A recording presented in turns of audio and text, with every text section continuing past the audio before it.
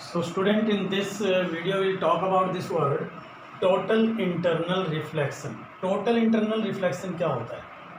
देखिए, इसको एक डायग्राम की हेल्प से समझो आप. सपोज कीजिए ये एक सरफेस है एक्स वाई, ये कोई सरफेस है बेटा जो दो मीडियम को सेपरेट कर रहा है.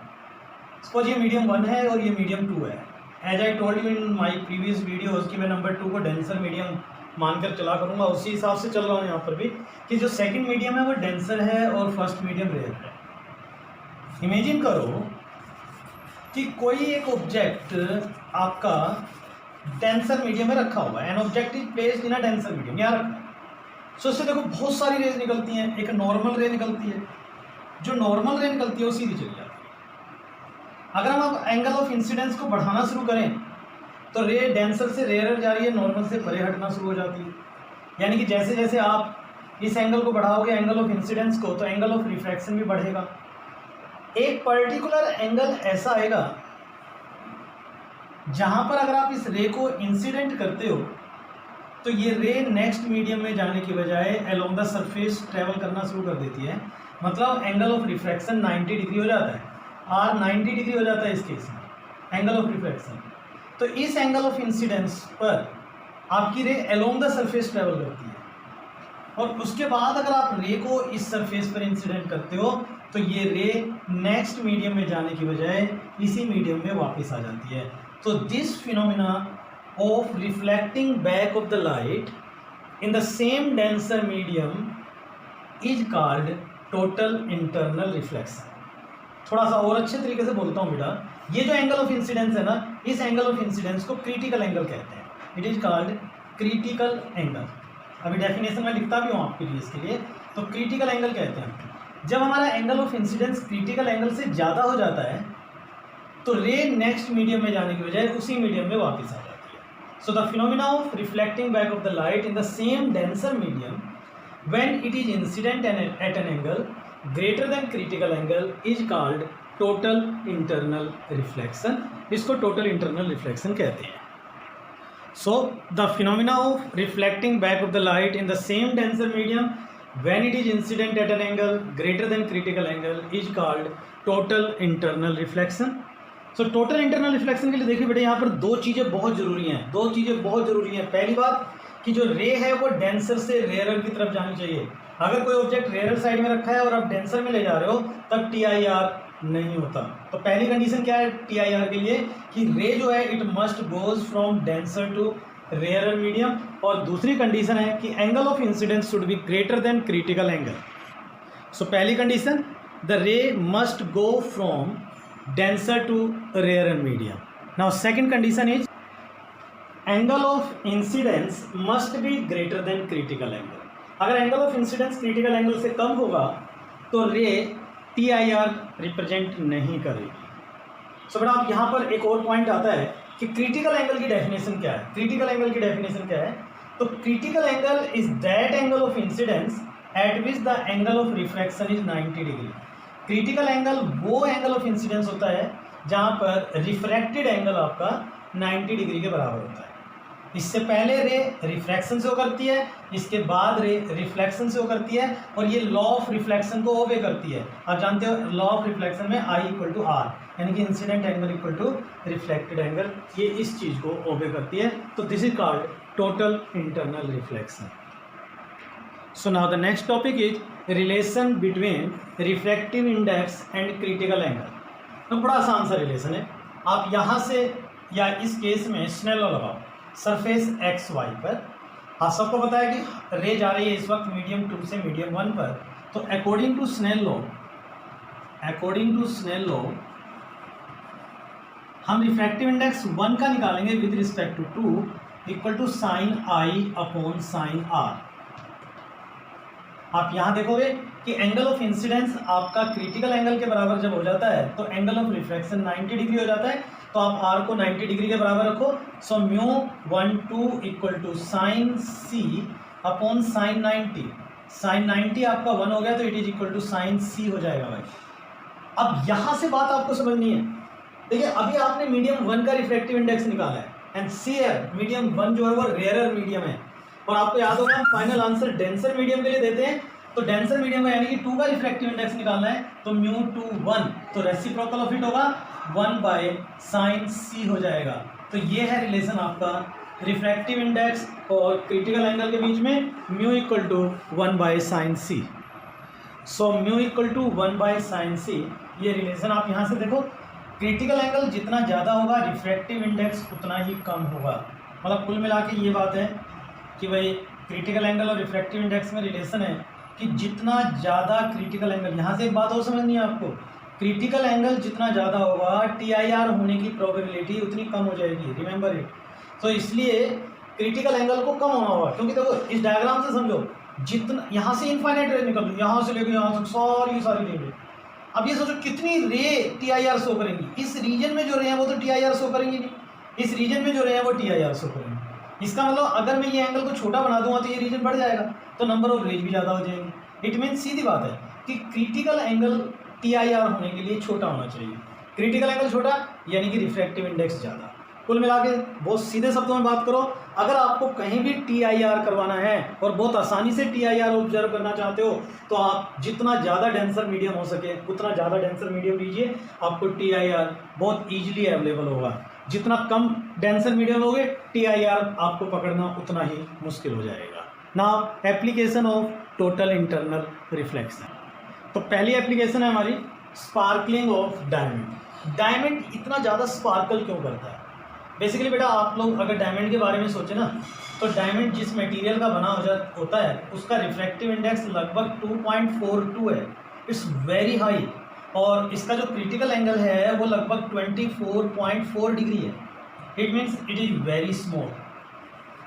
तो जब डायमंड को बनाया जाता है तो उसका जो सरफेस है कुछ इस तरीके से डिजाइन किया जाता है, आप सभी ने पढ़ा होगा कि डायमंड को तराशा जाता है, इस तरीके से डिजाइन होता है कि एक रे जब इसके अंदर एंटर कर जाती है तो इसके बाद देखो यहाँ तो ये रेयरर से डेंसर जा रही है, सीधी चलेगी, मान लो नॉर्मल आ रही है सीधी चलेगी, तो जब ये दूसरे सरफेस पर इंसिडेंट होती है तो इसका angle of incidence critical angle से ज़्यादा हो जाता है, और ये बाहर जाने की बजाय मेजोरिटी ऑफ द रे अंदर ही अंदर क्या हो जाती है, TIR शो करती है, यहाँ पड़ता है फिर TIR show.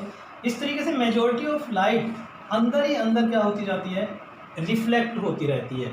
A few percentage of light is coming out of the diamond, और इस वजह से क्या होता है कि अंदर लाइट ज़्यादा रह जाती है, अंदर लाइट इकट्ठा होना शुरू कर देती है और लाइट बाहर बहुत कम आती है, तो ये हमें स्पार्कलिंग शो करता है, ऐसे लगता है जैसे हीरा चमक रहा है, बहुत तेज चमक फेंक रहा है। This is the cause of sparkling of diamond. Now second application, mirage formation. So student what is mirage? Mirage के बारे में आप क्या जानते हो ये देखिए। मिराज बेसिकली क्या होता है, एक ऑप्टिकल इल्यूजन होता है, भ्रम होता है भाई, ये ऑप्टिकल इल्यूजन होता है। ऑप्टिकल इल्यूजन कब दिखाई देता है आपको? आमतौर पे मिराज आपको समर में देखने को मिलेगा। अब बहुत बार बेटा आप लोग गाड़ी से ट्रैवल करते हो, अपनी कार से अपने व्हीकल से ट्रैवल करते हो, आपने देखा होगा गर्मियों में जब रोड पे चल रहे हो तो दूर जो आपका रोड है ना वो चमकीला सा नज़र आने लगता है आपको ऐसा फील होता है जैसे वहाँ पानी तैर रहा हो, यानी कि पोंड की तरह आपको वो सरफेस महसूस होता है। आल्दो वो पोंड नहीं है, वो एक रॉड है। होता क्या है, ये सरफेस ऐसा क्यों नज़र आता है, इसके नज़र आने के पीछे या इसको ये बात समझने के लिए वो पोंड की तरह बिहेव करता है। तो जिस तरह से पोंड में आपको इमेज नज़र आती है वैसे ही आप उस रोड पर इमेज ऑब्जर्व करते हो। बेसिकली क्या होता है, देखो क्या होता है, ये रोड है बेटा, समर डेज है, ऊपर एटमॉस्फेयर है।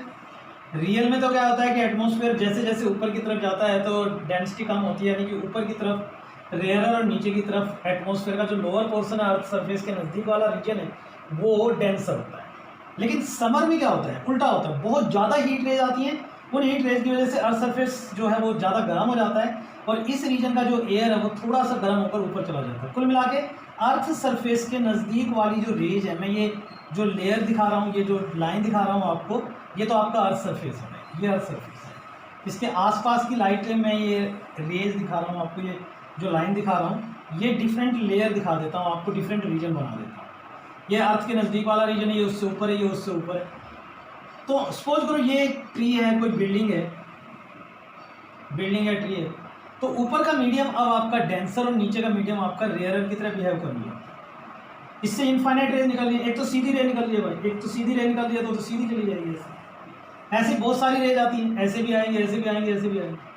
ये देखो ये एक रे आई, डेंसर से रेयर में, क्योंकि ये और ज़्यादा डेंसर है, डेंसर से रेयर जाएगी तो नॉर्मल से परे हट जाएगी, यहाँ पर आएगी तो और दूर हो जाएगी, और इस तरीके से एक रेंज, एक ऐसी स्टेज पहुँचेगी जहाँ ये एंगल ऑफ इंसिडेंस आपका क्रिटिकल एंगल से ज़्यादा हो जाएगा। आपने ये भी ऑब्जर्व किया होगा कि मिराज एक पर्टिकुलर डिस्टेंस पर दिखाई देता है, उसके बाद अगर आप क्लोज आ जाओगे तो चीज़ या तो आगे शिफ्ट होती हुई नजर आएगी आपको, या आपको ऐसा लगेगा वो डिसअपियर हो गया। तो जैसे यहाँ इंसिडेंट होगा क्रिटिकल एंगल से ज़्यादा हो जाएगा, इससे पीछे होगा तो ऐसा नहीं हो पाएगा। उसके बाद क्या करेगी, ये टोटली इंटरनली रिफ्लेक्ट हो जाएगी। अब ये रेयर से डेंसर है तो टुवार्ड्स की नॉर्मल की तरफ ऐसे जाती है। अगर आप इस रे को पीछे एक्सटेंड करोगे तो you will get an image है, इस ऑब्जेक्ट का आपको एक इमेज नज़र आएगा ए बी डैश, और ये इमेज बिल्कुल वैसा ही होता है जैसा आपको एक पॉन्ड में नज़र आता है। You are observing from here, तो आप देखोगे कि आपका ये सरफेस जो बेसिकली एक रॉड है, लेकिन इल्यूजन की वजह से, रिफ्रैक्शन की वजह से, TIR की वजह से ये आपको एक इन्वर्टेड इमेज दिखा देता है, behaves like a pond. This phenomena is called mirage, इसको मिराज कहते हैं। ये है आपकी second application total internal reflection की। Now third application, totally reflecting prism. Basically ये प्रिज्म क्या होते हैं, ये जो प्रिज्म है ये राइट एंगल आइसोसेलेस प्रिज्म होते हैं। राइट एंगल आइसोसेलेस का मतलब क्या है, जिसकी दो साइड इक्वल होती हैं, आइसोसेलेस हो गया। लेकिन एक एंगल इसमें 90 डिग्री होता है, यानी कि ये 90 डिग्री हो गया, तो ये दोनों एंगल बेटा इसके अंदर इक्वल होते हैं, दे आर 45 डिग्री ईच। तो इस प्रिज्म को राइट एंगल आइसोसेलेस प्रिज्म कहते हैं, और ये टोटली रिफ्लेक्टिंग प्रिज्म भी है। देखिए क्या होता है बेसिकली, अगर आप इस प्रिज्म के बारे में सुनो, जाने, तो हम ये ऑब्जर्व करते हैं कि इसका जो क्रिटिकल एंगल है ना वो 42 डिग्री है। कितना है, 42 डिग्री। सपोज करो एक ऑब्जेक्ट है, वो यहाँ रखा हुआ है। अब देखो इस ऑब्जेक्ट से रे निकलती है, इसका इमेज कैसे बनता है, यहाँ से एक रे आई, ये इस सरफेस पर इंसिडेंट हुई। अगर आप बोलो तो ये रे कितने एंगल पर इंसिडेंट हो रही है, इज इट 90 डिग्री? आंसर है नो, ये 0 डिग्री एंगल है, नॉर्मल इंसिडेंस।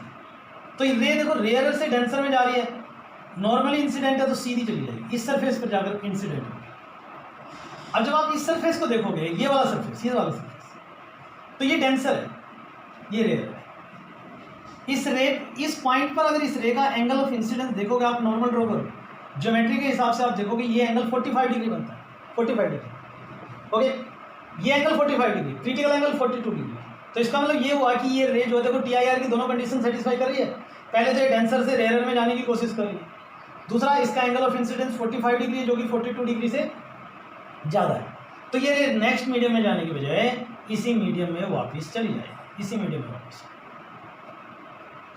अब ये इस पॉइंट पर अगर इंसिडेंट होगी तो ये नॉर्मल इंसिडेंस होगी 0 डिग्री। देखो डेंसर से रेयर जा रही है, नो डाउट, लेकिन अब angle of incidence critical angle से ज़्यादा नहीं है, कम है, तो ये रे सीधी निकल जाएगी, सीधी।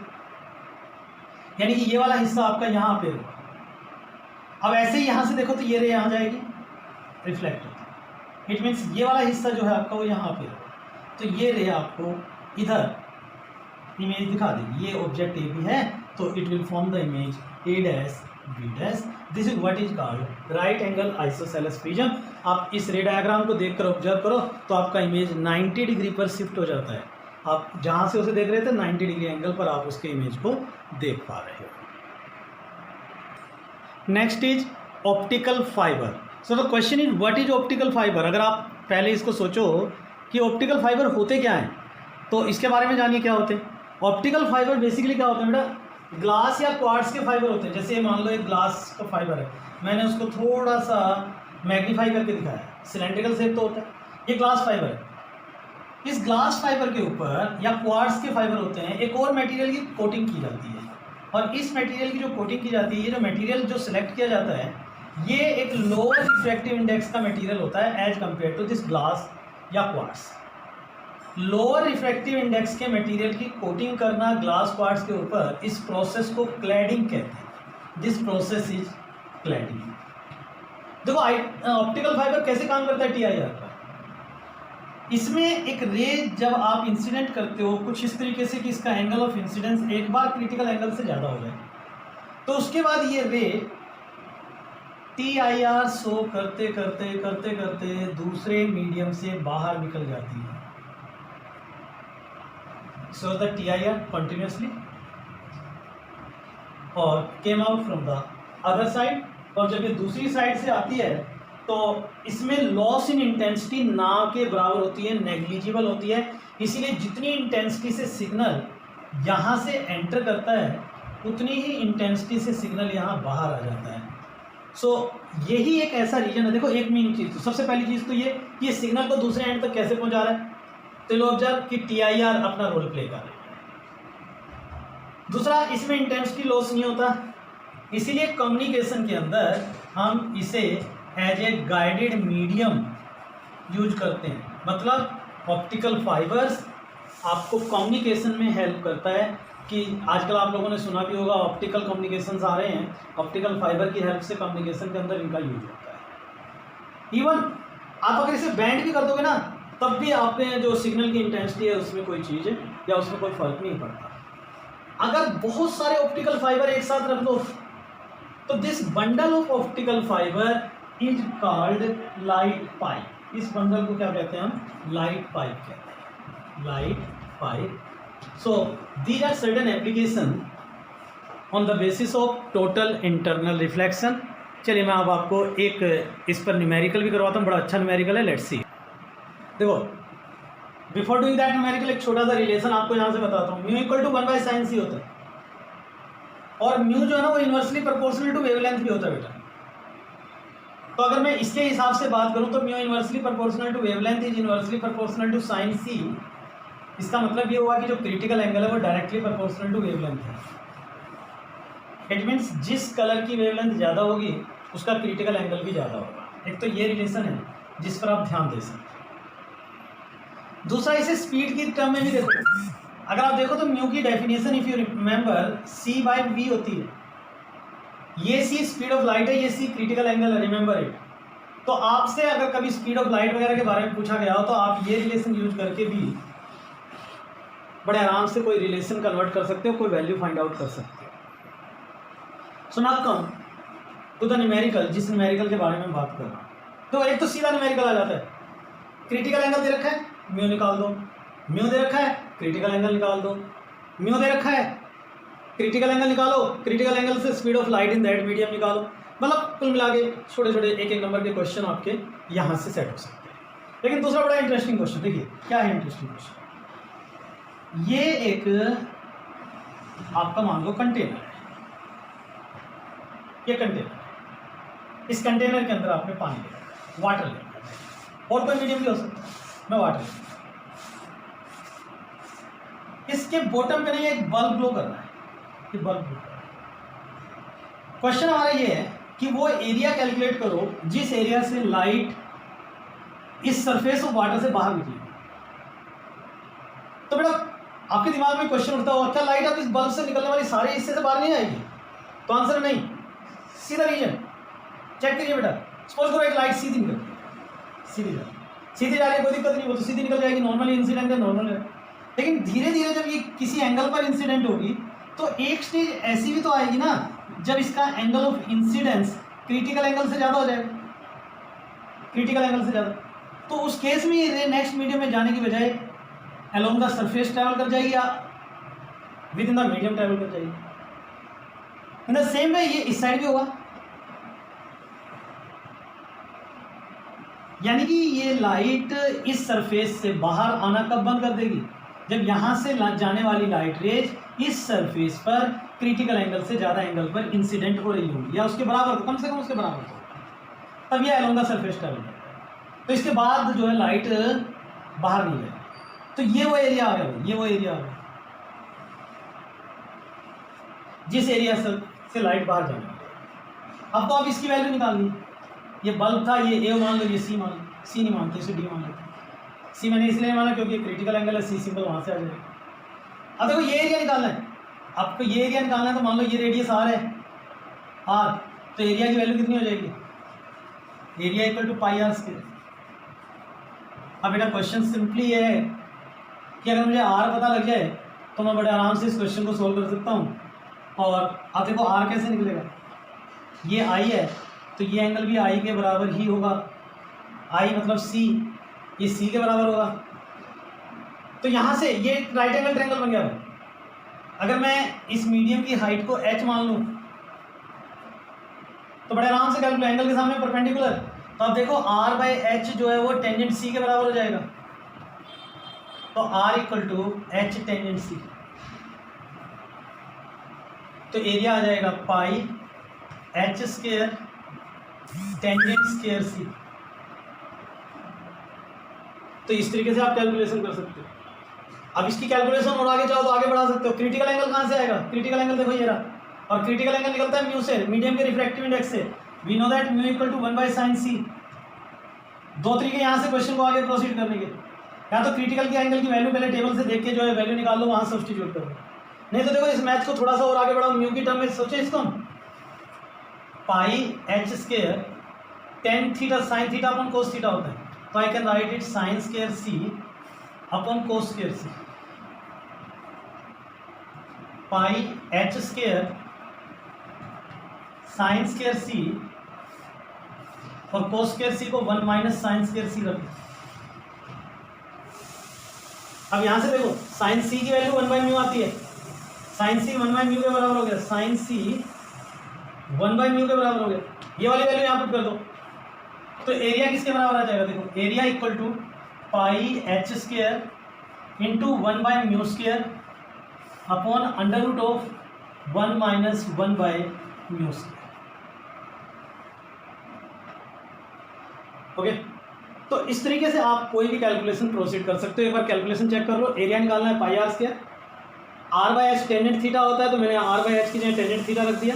टेंजेंट थीटा तो sine theta by cos theta कर दिया, साइन स्क्वायर सी, और ये हो गया। हाँ ये गलती हो गई भाई, कोस स्क्वायर थीटा जो है 1 माइनस साइन स्क्वायर थीटा होता है, अंडर रूट नहीं आएगा, अंडर रूट नहीं आएगा यहाँ पे, तो ये अंडर रूट नहीं आएगा।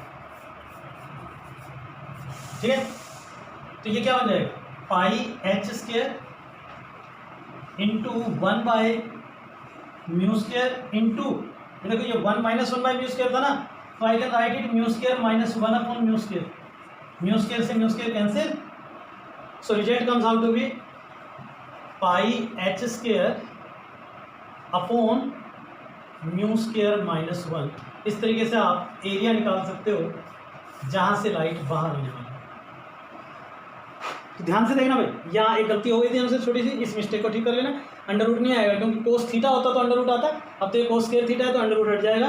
बाकी calculation as it is. This is the area from where the light came out from this surface, that's all about the total internal reflection.